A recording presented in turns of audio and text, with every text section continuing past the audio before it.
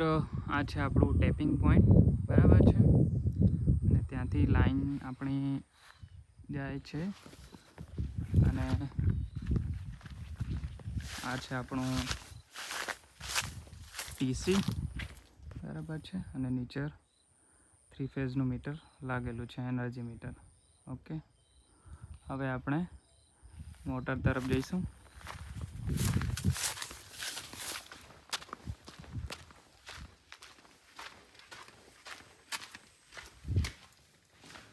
આ રહી આપણી સ્ટાર્ટર ને આ રહી મોટર.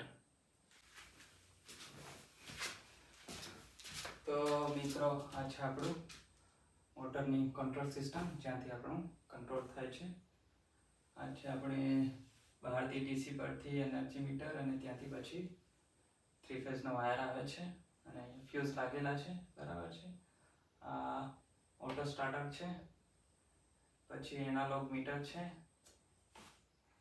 એ મીટર છે અને વોલ્ટ મીટર છે, અને આ ડ્યુઅલ સ્ટાર્ટર છે, બરાબર છે, અને કનેક્ટર છે. અને કનેક્ટરથી પછી આપણો સપ્લાય મોટર સુધી જાય છે. તો મિત્રો આ ફ્યુઝ જે છે આપણી હાઈ વોલ્ટેજ માટે, એટલે જ્યારે પણ હાઈ વોલ્ટેજ પસાર થાય ત્યાં ફ્યુઝ લાગેલો હોય તો આપણી સેફટી માટે છે. જો હાઈ વોલ્ટેજ પસાર થાય તો ફ્યુઝ ઉડી જાય, એટલે આપણી મોટરની સેફટી થઈ જાય. એના માટે પ્રોટેક્શન માટે આ ફ્યુઝ લાગેલા છે, એટલે પ્રોટેક્શન ડિવાઇસ છે. આ આપણું ઓટો સ્ટાર્ટર, બરાબર છે. ઓટો એના માટે ઉપયોગ થાય કે એની અંદર ટાઈમર લગાવેલું હોય છે કે 15 કે 10 સેકન્ડમાં, એટલે ઓટો સિસ્ટમ પર હોય. એટલે જેવો, કારણ કે એસી સપ્લાય ગમે ત્યારે જાય આવે, લાઇટનો પ્રોબ્લેમ હોય જ છે. એટલે આપણે પછી ઓટો સ્ટાર્ટર ના હોય તો આપણે મેન્યુઅલી અહીંયા ચાલુ કરવા માટે આવવું પડે.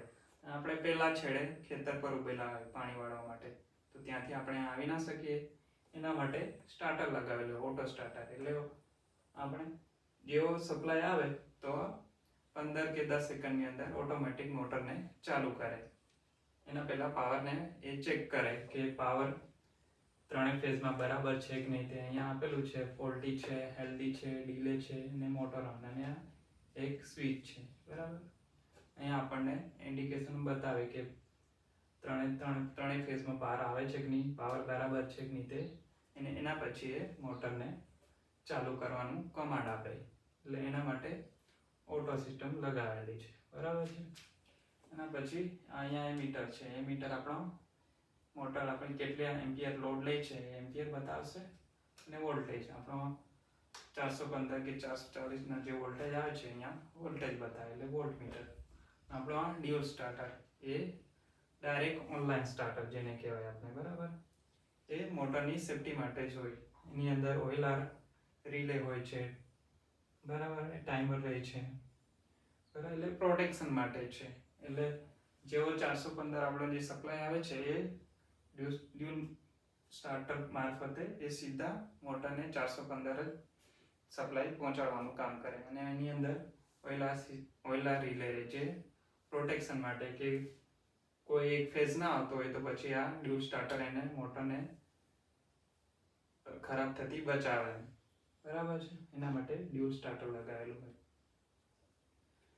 અને પછી કનેક્ટર છે અને કેબલ છે અને નીચે મોટર આવે.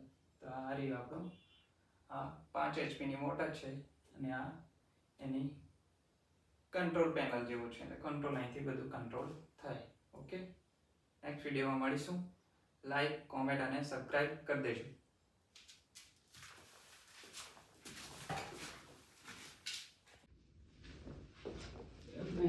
ચાલુ કરીશું ઓટો.